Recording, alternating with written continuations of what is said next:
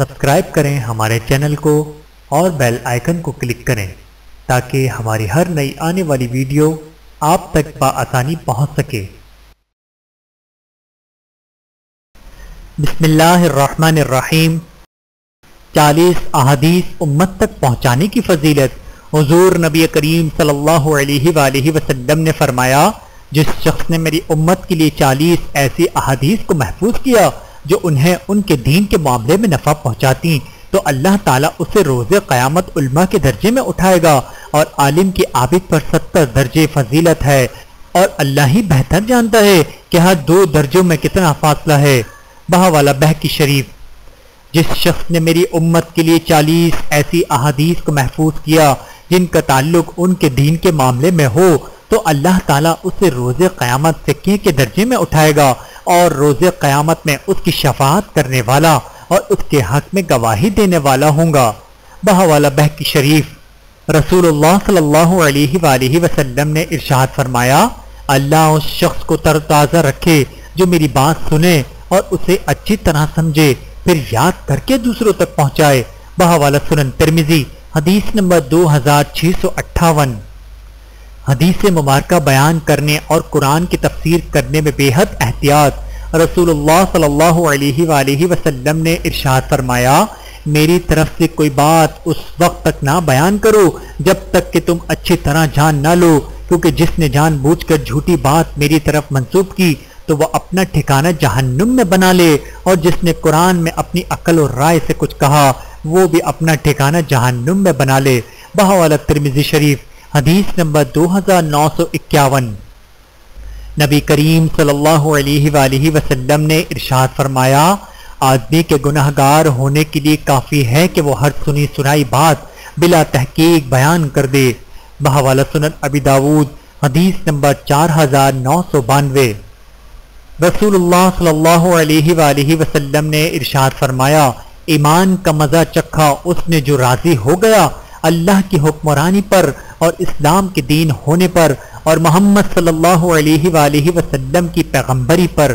بہاوالہ صحیح مسلم، حدیث نمبر 151، بروایت سیدنا عباس بن عبد المطلب رضی اللہ تعالیٰ عنہ۔ رسول اللہ صلی اللہ علیہ وآلہ وسلم نے ارشاد فرمایا، ایک مسلمان دوسرے مسلمان کا بھائی ہے، بس اس پر ظلم نہ کرے اور نہ ظلم ہونے دے۔ بہاوالہ صحیح بخاری، حدیث نمبر 2442۔ رسول اللہ صلی اللہ علیہ وآلہ وسلم نے ارشاد فرمایا، جو شخص اپنے بھائی کی ضرورت پوری کرے اللہ تعالیٰ اس کی ضرورت پوری کرے گا۔ بہاوالہ صحیح بخاری، حدیث نمبر 2442۔ رسول اللہ صلی اللہ علیہ وآلہ وسلم نے ارشاد فرمایا، جو شخص کسی مسلمان کی ایک مصیبت کو دور کرے اللہ تعالیٰ اس کی قیامت کی مصیبتوں میں سے ایک بڑی مصیبت کو دور فرمائے گا۔ بہاوالہ صحیح بخاری، حدیث نمبر 2442۔ رسول اللہ صلی اللہ علیہ وآلہ وسلم نے ارشاد فرمایا، جس نے دن میں 100 بار کہا سبحان اللہ و بحمدہ، اللہ کی تعریف اور اسی کی پاکی ہے، اس کے گناہ معاف کر دیے جاتے ہیں، خواہ سمندر کی جھاگ کے برابر ہی کیوں نہ ہو۔ بہاوالہ صحیح بخاری، حدیث نمبر 6405۔ علم چھپانے پر وارد سخت وعید۔